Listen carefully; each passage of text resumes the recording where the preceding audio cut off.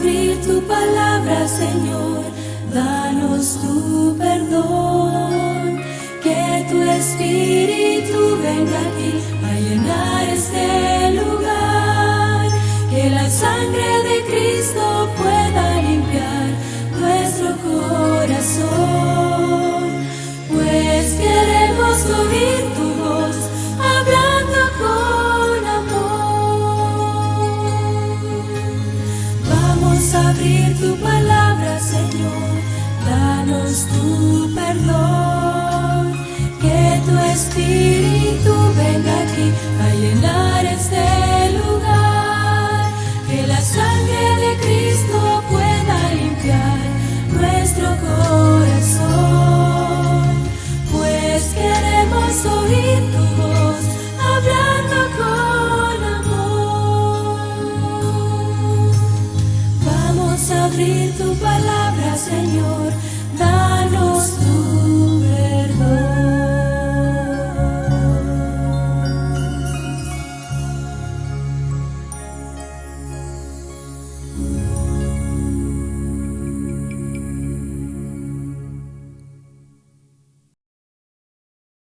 Hermanos y amigos, vamos a orar a nuestro buen Dios esta mañana, ¿ok? Señor, siempre es grato darte las gracias por tu bondad, Señor.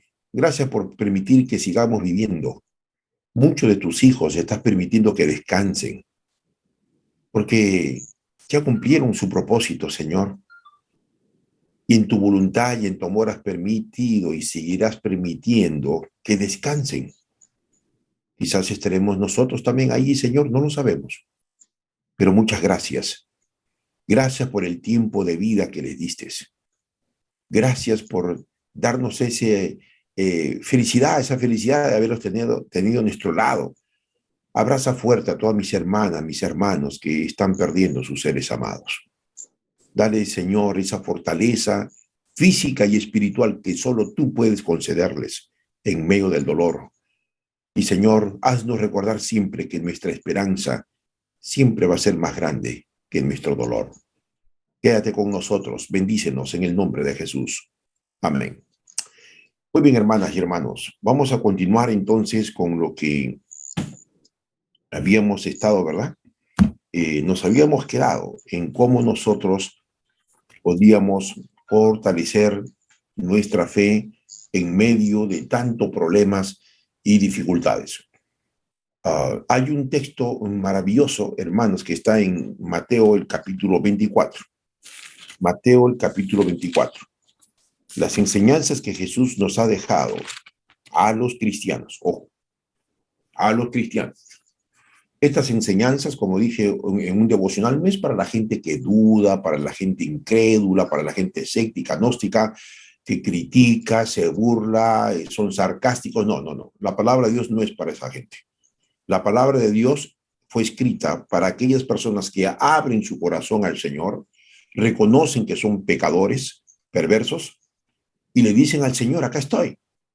Soy una pecadora, soy un pecador. Sí, Señor, lo acepto. Háblame, escúchame para poder seguir tus instrucciones. Es diferente, ¿verdad? Es diferente en decir solamente no creo en Dios y el otro que cree en Dios. Mateo capítulo 24, el versículo 13 dice, el que persevere, noten que hay un pero ahí, ¿no? Pero el que persevere, después de estas palabras que el Señor dijo a sus discípulos, todos los acontecimientos tristes que iban a pasar, el Señor dice, pero el que persevere hasta el fin, ese se va a salvar. No dice el que persevere en una iglesia, aunque tenemos que ir a una iglesia. No dice el que persevere en una doctrina, aunque tenemos que creer en la doctrina.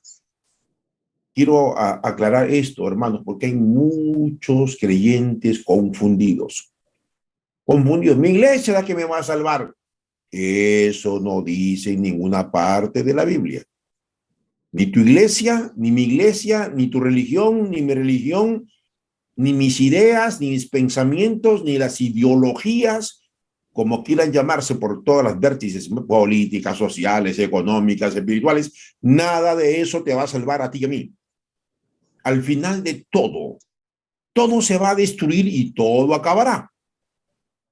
Lo que no acabará es la palabra de Dios, firme, segura, que nos ha dejado. Sécase la hierba, como dice Isaías capítulo 40, versículo 8, marchítase la flor, pero la palabra de Dios es la única que va a permanecer para siempre. Morirá el esposo, morirá el hijo, morirá el novio, morirán, ¿verdad?, los amigos, todo se va a acabar y va a morir. Pero la palabra de Dios, hermano, la palabra de Dios, ¿verdad? Sécase la hierba, marchítase la flor, pero la palabra de Dios permanecerá para siempre. No se olvide. Solo la palabra de Dios es la que va a permanecer por toda la eternidad. Por eso dije un devocional, no se haga y no nos hagamos la idea que voy a vivir siempre con mi esposo aquí en la tierra, con mi esposa aquí en la tierra, con mis hijos aquí en la tierra. No, hermanos, amigos, nadie tiene la vida comprada. Es una gran verdad que muchos no quieren aceptar. Por eso cuando perdemos a nuestro ser amado, le echamos la culpa muchas veces a Dios y comenzamos a decirle, ¿por qué? ¿Por qué? ¿Por qué? Porque tú quieres que tu esposo siga viviendo. Sí, es algo natural, espontáneo, que todos los humanos queremos, hermanos. Es algo natural. No quiero que mi esposa se muera, no quiero yo todavía morir, no quiero que mis hijos se mueran. Sí, es cierto. Pero ¿qué puede hacer usted frente a la decisión divina? 1, 2. Recuerde, nadie es eterno aquí en la tierra.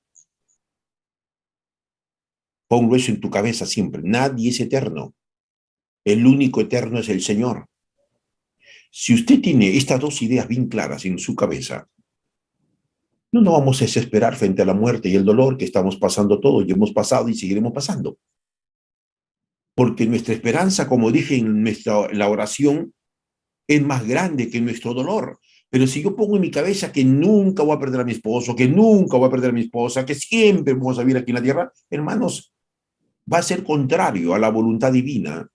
Eso me va a llevar muchas veces a que vive en depresión, en frustración. ¿Por qué creen ustedes que hay mucha gente linda? No sé si están aquí. Aquellas personas, lógicamente todos somos lindos y hermosos. Aquellas personas, me refiero, que han perdido su ser amado y miren cómo están. No puedo superar la muerte de mi esposo, no puedo asimilar la partida de mi hijo, no puedo superar que mi esposo se haya ido con otra mujer o viceversa, no puedo asimilar que esto, aquello. Claro, nunca vas a poder asimilar, nunca vas a asimilar. Eso va a afectar tu vida y sin duda te va a llevar a la muerte. ¿Y por qué no puedes asimilar la muerte ni el dolor? ¿Por qué no podemos asimilar, hermanos, la realidad trágica muchas veces de nuestra vida? Cuando me van a decir algún día, tiene cáncer usted, señor pastor, y usted se va a morir. No es fácil enfrentar esta situación. Su hijo está así o su hija está aquí, mire, y solamente le quedan pocos días de vida. No es fácil para nadie. Lo que me estoy refiriendo a que nosotros tengamos bien en claro lo que le estaba diciendo anteriormente. Cuando usted confía en Dios, cuando usted cree en Dios, cuando usted confía en su palabra, en sus promesas, ese dolor, ese dolo, esa pérdida de ese ser amado, esa incomprensión de los seres humanos, esa injusticia, etcétera, etcétera, podrá ser asimilada con la ayuda divina y usted va a poder continuar viviendo porque ya no podemos hacer nada por lo que están muriendo. Se nos fueron, partieron, déjelo que partan. Déjelo que parta. Lo que pasa es que usted no quiere todavía y quiere en su mente y eso produce un trastorno. Por eso hay mucha gente linda que está con depresión. ¿Cuánta gente he tratado y dice, sí, pastor, mi esposa no puede asimilar esto, mi hijo no puede asimilar aquello, mi mamá no puede, pastor, ya le hemos hablado de muchas maneras, los pastores le han hablado, etcétera, etcétera, el médico, todo, nada, sigue igual, claro, vas a seguir igual y peor. ¿Por qué? Porque usted no ha asimilado lo que dice el Señor, porque usted se ha aferrado con todas sus fuerzas a ese esposo, esa esposa, ese hijo. Cuando el Señor jamás nos dijo, jamás en ninguna parte de la Biblia dijo eso. Ama a tu esposa más que a mí, ama a tu hijo más que a mí, ama a tu casa más que a mí, ama tu banco más que a mí, ama más tu dinero que a mí. No, fue al contrario. Jesús dijo, Mateo capítulo 22, versículo 37 y 38. Amarás al Señor tu Dios con todas tus fuerzas. ¿Qué es amar a Dios con todas tus fuerzas? Saben, en las medidas de intensidad y de dimensión de las fuerzas humanas, se han hecho experimentos.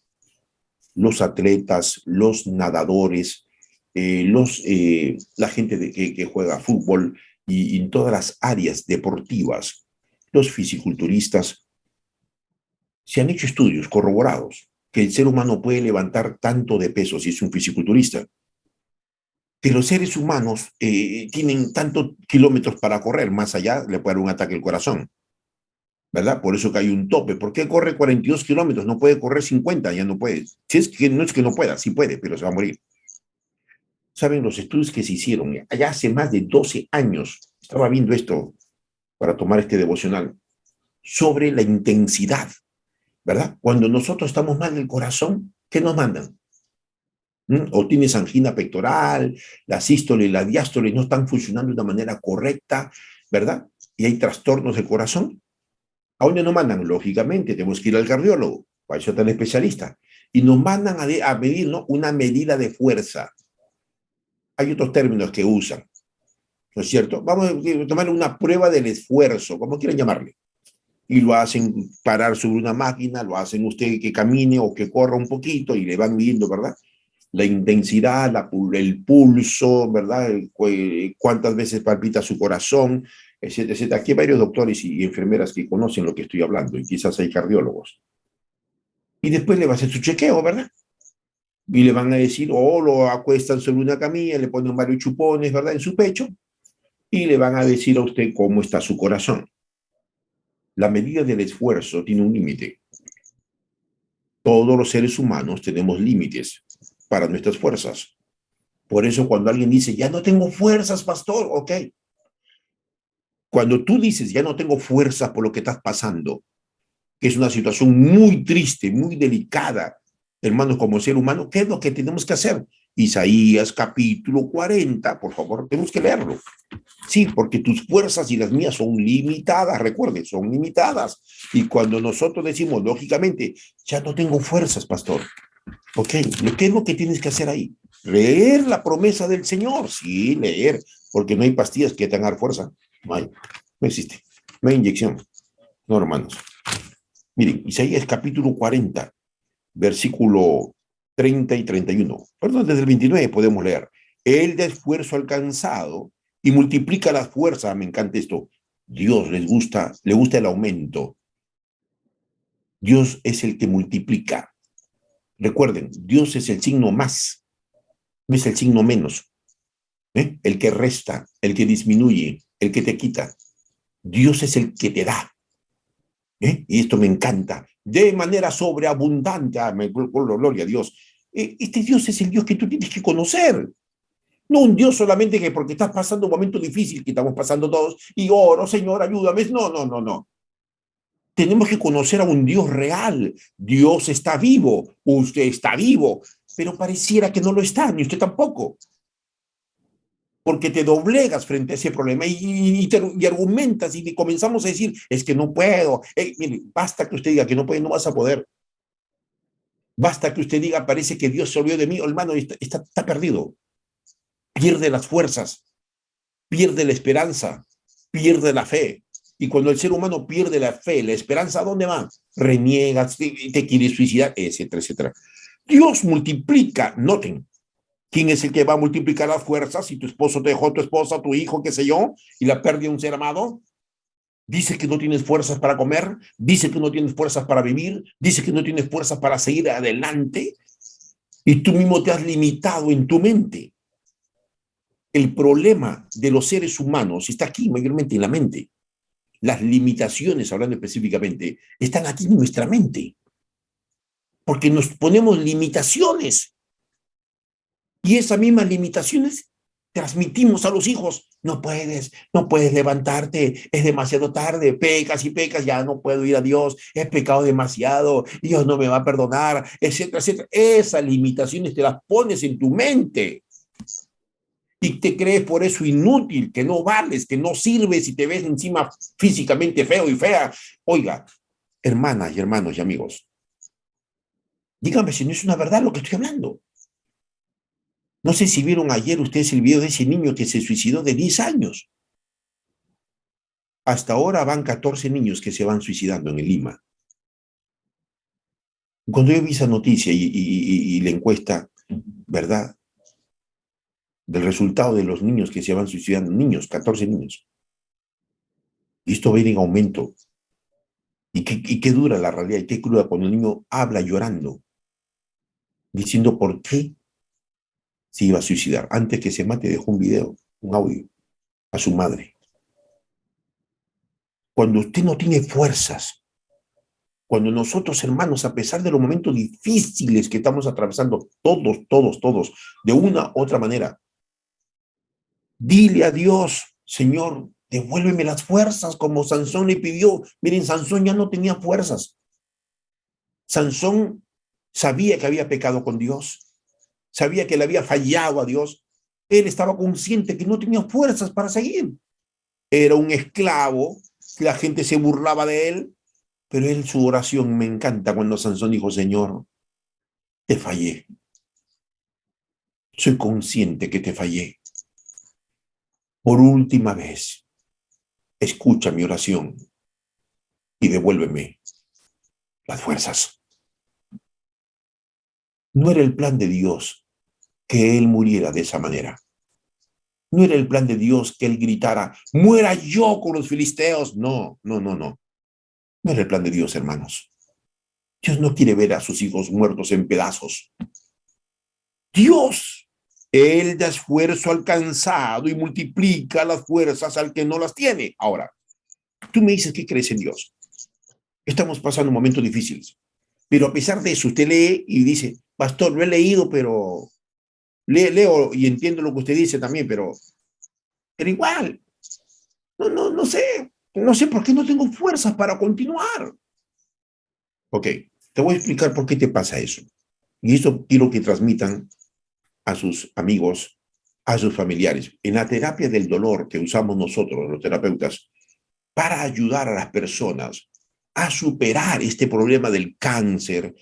Miren, toda persona con cáncer, en, cualquier, en cualquiera de las áreas, ¿verdad? Porque el cáncer, hay cáncer a la lengua, cáncer a los órganos genitales, cáncer al cerebro, cáncer a la sangre, a los huesos, etcétera, etcétera, etcétera. Siempre hay algo prominente en un indicador, que es el dolor. El dolor. Ya les he dicho, hermanos, las últimas investigaciones de Harvard, de la Universidad de Harvard, ha corroborado que las inflamaciones, que muchas de ellas producen el dolor, es el resultado. ¿Resultado de quién? De las penas, del sentimiento de culpa, de las preocupaciones no resueltas. ¿Tienes un problema? No resuelves eso. Eso te causa preocupación. ¿Eso te causa qué cosa? Te causa ansiedad. Déjenme hablar aquí un poquito, hermanos, por favor, acerca de lo que dice la sierva del Señor. Cuando usted va ahí al libro de Mente, Carácter y Personalidad, no tengo que, déjeme hablar aquí un poquito. Estaba analizando esto, es importantísimo. Recuerden, ¿qué dice Harvard en conclusión? Todas las inflamaciones es el resultado de los problemas no resueltos, de la falta de perdón, del resentimiento, del rencor, de la sed de venganza. Por eso nos duele las articulaciones, no solamente por falta de calcio, osteoporosis, otras cosas, ¿verdad? Sino también, hermanos, por este asunto que estoy mencionándoles. Déjenme aquí, por favor, estaba leyendo aquí lo que dice la sierva del Señor. Pueden buscarlos ustedes en Mente, Carácter y Personalidad, el tomo 2. Noten lo que dice. En el capítulo 48 dice lo siguiente. La culpa malogra las fuerzas vitales. Tomen nota, por favor. las penas, la ansiedad, el descontento, el remordimiento, el sentimiento de culpabilidad y la desconfianza menoscaban las fuerzas vitales y llevan al decaimiento y a la muerte. Mientras yo analizaba esto, voy a detenerme en cada una de estas palabras, porque creo que es necesario, hermanos. Quiero repetir nuevamente lo que dice la sierva del Señor, la profeta del Señor. La culpa quita las fuerzas vitales. Las penas. ¿Qué penas? Pues voy a analizar esto, por favor, en estos devocionales. ¿Qué penas? ¿Qué es pena? La ansiedad. ¿Qué es la ansiedad? ¿Por qué se produce la ansiedad? Ya tomé un buen tiempo en tomar esto, pero voy a volver a tomarlo. El descontento.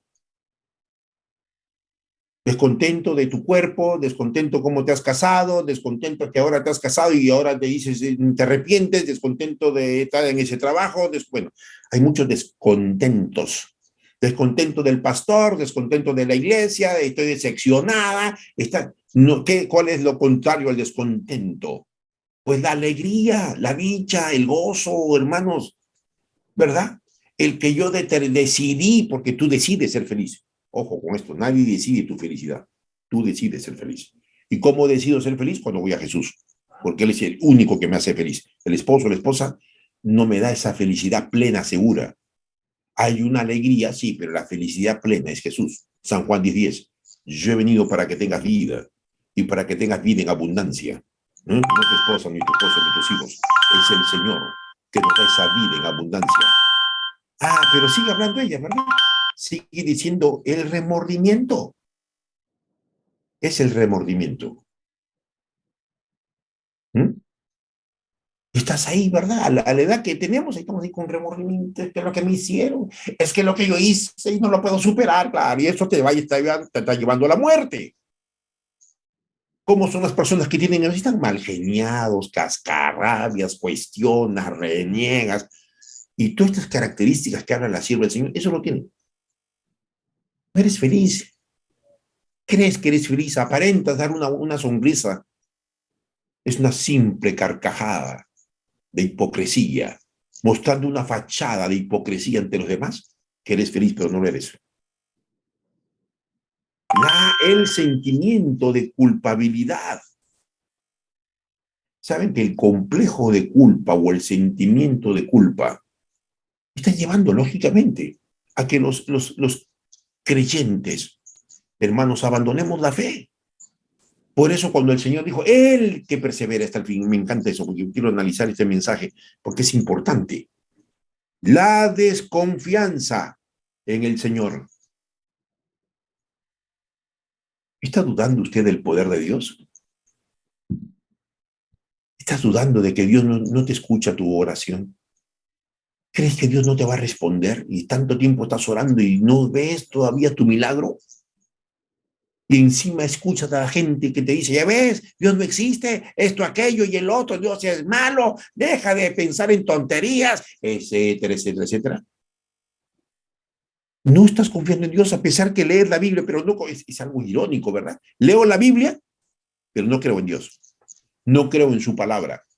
Hermanos, hay muchos creyentes que van a la iglesia con la Biblia, pero no la practican. Lo más importante no es que vayas a la iglesia con la Biblia y guardar el sábado. Lo más importante es que vivamos lo que dice la Escritura. Cuando yo voy a la iglesia, yo no voy obligado, ni forzado, ni por ningún interés. Yo voy a la iglesia porque voy a adorar al Señor. Punto. El resto no me interesa, lo que diga la gente no me importa. Yo voy a adorar a Dios. Se acabó. La desconfianza. Hermano, quiero analizar este mensaje. Noten, menoscaban las fuerzas vitales. ¿De qué fuerzas vitales está hablando la sierva de Dios? ¿A qué se llama fuerza vital? ¿Ve? Es interesante. El decaimiento. Quiero leer aquí otro reporte que se los dije, ¿verdad? Pero voy a repetirlo nuevamente, aquí lo tengo, este reporte científico. Y yo cuando hablo con los científicos, con los médicos, no se quedan asombrados. Eso está en la Biblia, Dios mío. Pero ¿cómo puede corroborar esto la ciencia? Ah, para que veas, pues, amigo, que la ciencia no es todo. Lo todo es Dios. La ciencia solamente corrobora lo que dice la Biblia. Noten, hermanos, en el libro, por favor, por eso de Marcos capítulo 6, el versículo 50. Tengan ánimo. Tengan ánimo. Yo soy. No tengan miedo. Cuando usted lee en Marcos capítulo 6, el capítulo 50 y 50, el capítulo 6, versículos 50 y 51, ¿se acuerdan? Hubo una tempestad, los discípulos se desesperaron como humanos, dejaron de confiar en Dios. Y cuando el ser humano deja de confiar en Dios, lógicamente aparece la desconfianza. ¿Y qué es lo que va a producir eso? Estrés, desesperación. Pon ejemplos más claros, más prácticos. Te han sacado el trabajo en estos momentos, o te han dicho que te van a sacar el trabajo. Y ahora estás que te comen las uñas, estás nerviosa, y porque esa injusticia, y porque me van a hacer eso, y que no es correcto, y que sí, no es justo, no es correcto, sí, tienes razón. Pero no tengo por qué desesperarme. ¿Sabes por qué? Porque los que creen en Dios, los que confiamos en Dios, esta música que escuchamos antes de los escenarios, Jehová Jireh, yo sé que Dios me va a proveer. La hambruna se nos viene entre poco, hermanos queridos y amigos, se nos viene la hambruna. Correcto, pero no tengo miedo a la hambruna, porque yo creo en Jehová Jireh, en ese Jehová que me va a proveer. Deja de tonterías hablar y decir, por favor, sandeces. Los necios solamente hablan sandeces y los tontos. Los cristianos no somos tontos ni necios, ni hablamos sandeces. Los cristianos sabemos en quién hemos creído y seguimos creyendo en un Dios todopoderoso. No me interesa tus opiniones y tus criterios bajos, viles y míseros. Usted tiene que seguir creyendo en Dios. Jehová es el que va a proveer a sus hijos. Miren, cuando vino la hambruna en Egipto, cuando vino las plagas en Egipto, ¿dónde estuvo el pueblo de Israel? El pueblo de Israel estuvo en Gosén, que estaba más o menos a 30 kilómetros de la ciudad de Egipto. Y el Señor le dijo, tienen que estar allí mientras las plagas caerán a los egipcios. Ninguna plaga cayó al pueblo de Israel. Es más, si usted dice, no, pues usted se va a la historia del pasado, por favor. Hay mucha gente que habla, ¿verdad? No use metáforas, siempre van a hablar sandeces. Ok, tú hablas de la realidad entonces, ¿verdad? Un poquito más de la realidad. ¿Quieres de la realidad contemporánea? Ok. Mira al pueblo de Israel en la actualidad, si es que no lo has contemplado. ¿Qué le falta al pueblo de Israel? A la nación de Israel, a los judíos.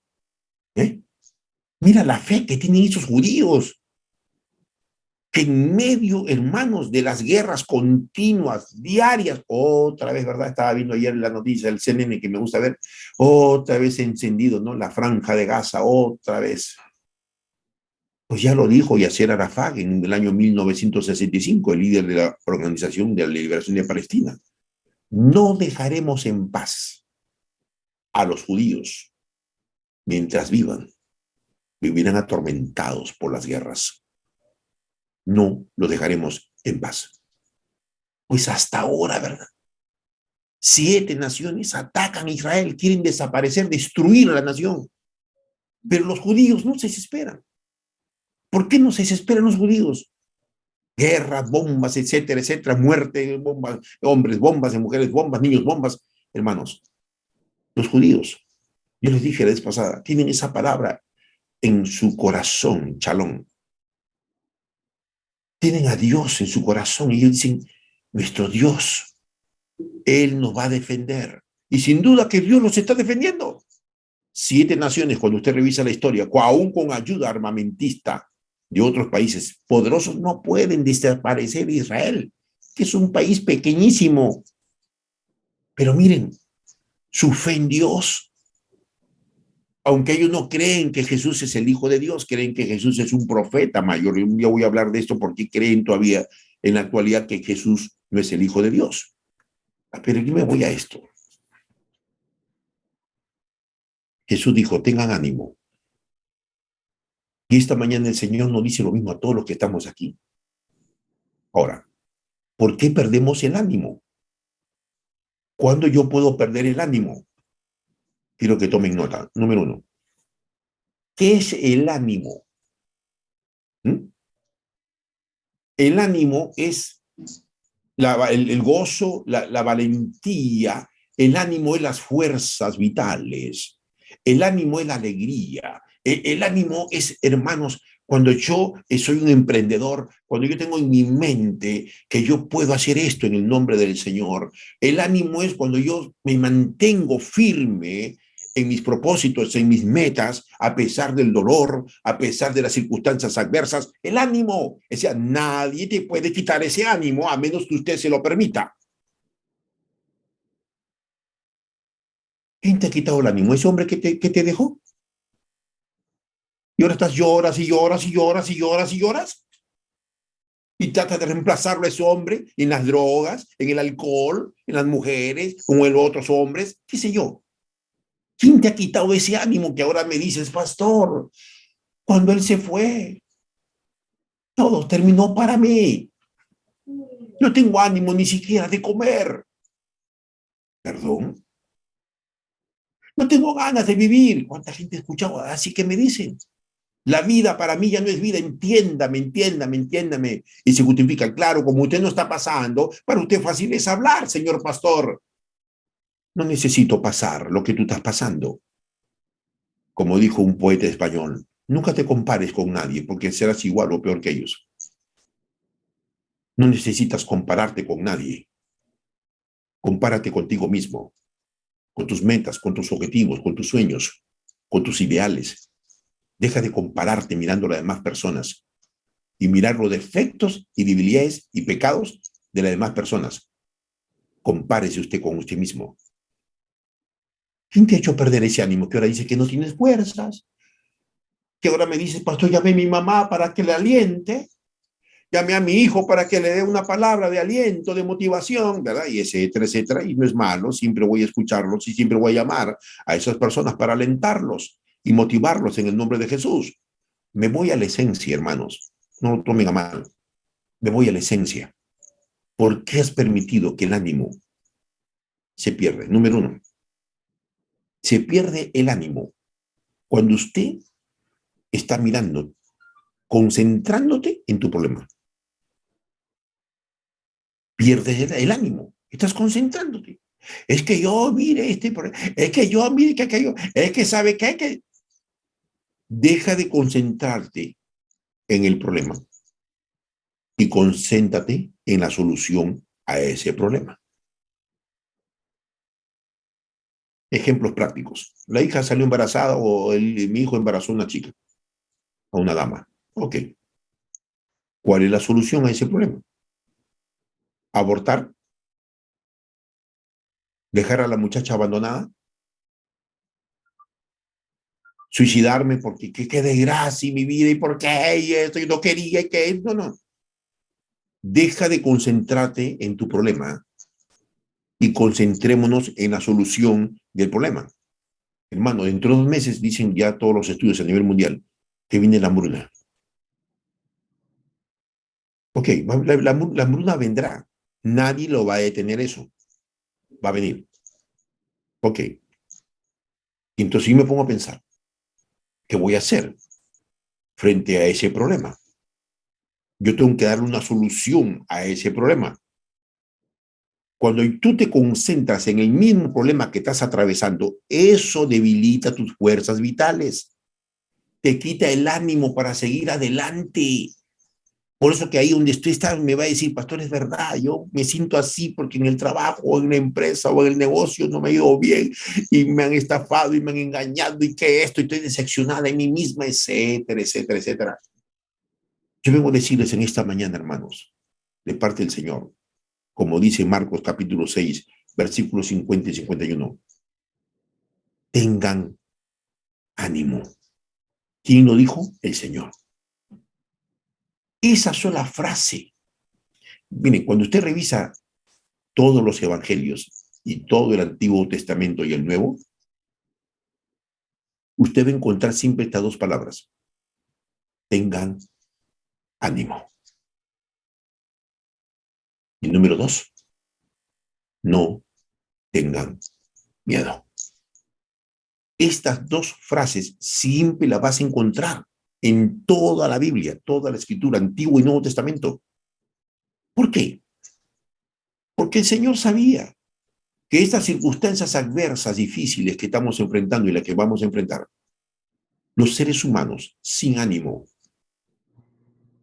sin esperanza, los seres humanos llenos de pánico y de ataques de pánico, no van a poder enfrentar las situaciones que nos esperan, muy catastróficas. Por eso el Señor dijo, tengan ánimo. Número 2. Entonces, volvamos a lo primero. ¿Cuál es el número 1? No te concentres en tu problema, ni en tu enfermedad, ni en tu dolor. Concéntrate en la solución de ese problema. En la terapia hay un principio que quiero volverles a mencionar, que se lo dije anteriormente. El primer principio en la terapia es la siguiente. Si un problema tiene solución, ¿para qué te preocupas? Y si no tiene solución, también, ¿para qué te preocupas? Sencillo, ¿verdad? Por supuesto, sencillo. Si un problema tiene solución, ¿para qué te preocupas? Y si no tiene solución, también, ¿para qué te preocupas? Así sencillo. Pero a veces nos entra por una oreja y nos sale por otra. Entonces me concentro en el problema, me concentro en el dolor, me concentro en la enfermedad, me concentro en la muerte. Y cuando te concentras en esas cosas, lógicamente, tus fuerzas vitales se van a debilitar. Cuando el Señor dice, yo soy, no tengas miedo. Antes de decir no tengan miedo, dice, yo soy, porque él estaba diciendo a ellos, el yo soy, el gran yo soy. Esto es el Evangelio, le estaba diciendo a su discípulo, yo soy el mismo. Recuerden, yo soy significa en hebreo Yahvé. ¿Qué significa Yahvé? Yo soy. Señor, dijo Moisés, queremos decir al pueblo, diles al pueblo que yo soy el que soy, punto. No hables más, Moisés. Y el pueblo sabía quién era Yahvé, el yo soy, el que existe, el que existió y el que existirá. Eso significa Yahvé en hebreo, el Dios eterno. Ah, hermanos, el Dios eterno. Esa misma palabra, yo soy, también lo van a encontrar en toda la Biblia. Por eso, hermanos, lo único que va a mantenernos fieles, perseverantes a los cristianos, como los de antaño, es la esperanza en ese Dios maravilloso, es seguir creyendo en ese Dios, aunque todavía, hermanos, mi dolor sigue, aunque veo que sigo peor, aunque no veo el milagro realizado de Dios, aunque Dios se demore en contestar mi oración, etcétera, etcétera, yo seguiré confiando en Dios. Y subió a ellos en la barca, dice Marcos 6, 50, 51. Y el viento se calmó. Nosotros necesitamos que Jesucristo entre a la pobre embarcación de nuestra vida. Cuando usted tiene a Jesús en su corazón, hermanos, la paz, ese chalón que tanto la gente lo anhela, está en su corazón, está tranquilo. Me encanta cuando nosotros leemos, por eso que vamos a entrar a este estudio, va a continuar este estudio en estos días, hermanos. Voy a analizar cada palabra, vamos a analizar cada palabra de lo que la sierva del Señor dijo. Por favor, volvamos a Éxodo capítulo 14. Éxodo capítulo 14. ¿Qué es lo que nos va a mantener fieles y perseverantes hasta el fin a todos nosotros? Noten, Éxodo capítulo 14, versículo 13. Moisés respondió al pueblo: no tengan miedo, estén firmes y vean la salvación que el Señor hoy os dará. Hoy, no mañana, hoy. Porque los egipcios que hoy habéis visto jamás lo van a volver a ver. Nunca más. Jehová peleará por ustedes y vosotros estaréis tranquilos. Ahora, ¿cuándo solamente esto se convierte en una fraseología? ¿Cuándo esto solamente que usted está escuchando, está leyendo, se convierte en qué bonito, qué lindo? Claro. ¿Sabe cuándo se convierte así en una mera palabrería, en una mera fraseología? Cuando usted no lo vive. Cuando tú no lo experimentas, vas a hablar sandeces. Sí, pues eso fue para el Antiguo Testamento. No, pero pastor, disculpe, esto y aquello y lo otro. Y comienza a hablar sandeces. Como dije, es un principio que no lo vives. No estás creyendo en Dios. Y yo tomé un tiempo para tomar esto en los devocionales. Hermano, no creas más en tu iglesia que en Dios. No creas más en la doctrina que en Dios. Yo tengo que leer esto nuevamente porque es necesario. Esto, hermanos, no sé en qué momento, hermanos. Quizás algunos pastores o algunas iglesias no hemos llevado a los miembros de iglesia a que conozcan a Dios. Estamos preocupados por conocer más de la comida vegetariana. Y que esto, y que el otro, y que aquello, y que... Hermanos, no es malo que conozcamos más de la comida vegetariana. No lo malinterpreten, por favor. Usted puede conocer mucho de comida vegetariana, pero no conoces a Dios. ¿De qué te vale tu comida vegetariana? Dígame, ¿de qué te vale? ¿De qué te sirve? Estás preocupada. Profecías. ¿Para qué? ¿Para qué quieres profecías? Es que quiero saber cuándo sale el fin del mundo. Quiero saber que esto... Hermano, amigo, estás equivocada. No es malo conocer profecías, por supuesto. Vuelvo a decirles, no tergiversen. Lo malo está que conoces mucho de profecías y no conoces a Dios. Quieres conocer mucho de la doctrina, pero no conoces a Dios. Y quieres conocer esto y aquello y lo otro, pero al Dios Todopoderoso no lo conoces. Hermanos, Dios quería que su pueblo conociera a ese Dios Todopoderoso. Que lo conociera, pero como no lo conocemos. Señor, muéstranos al Padre, dijo Felipe. Por eso que Jesús dijo a Felipe: tanto tiempo he estado con ustedes y no han visto al Padre. El que me ha visto a mí ha visto al Padre. ¿Saben? Ese desconocimiento de no conocer a ese mismo Dios. Usted me puede decir también, pastor, pero ¿cómo conozco a Dios? ¿Cómo puedo conocer más a Dios? Permítame, vamos a quedarnos hasta aquí. Y vamos a continuar con esta reflexión poderosa de la palabra de Dios. Noten, ¿dónde están? Si no, vamos a caer como Salomón, ¿verdad? Miren, Salomón cuando se arrepiente, el libro de Eclesiastés es cuando Salomón se arrepiente. Pero él llegó a conocer a Dios. Eclesiastés capítulo 2, versículo 17. Por tanto, aborrecí la vida, pues la obra que se hace debajo del sol me era fastidiosa, por cuanto todo es vanidad y aflicción de espíritu. Cuando Salomón se arrepiente, hermanos, y se arrepiente del libro de Eclesiastés, pues lógicamente él llegó a decir estas frases y que son humanas y prácticas. Porque, ¿qué cosa?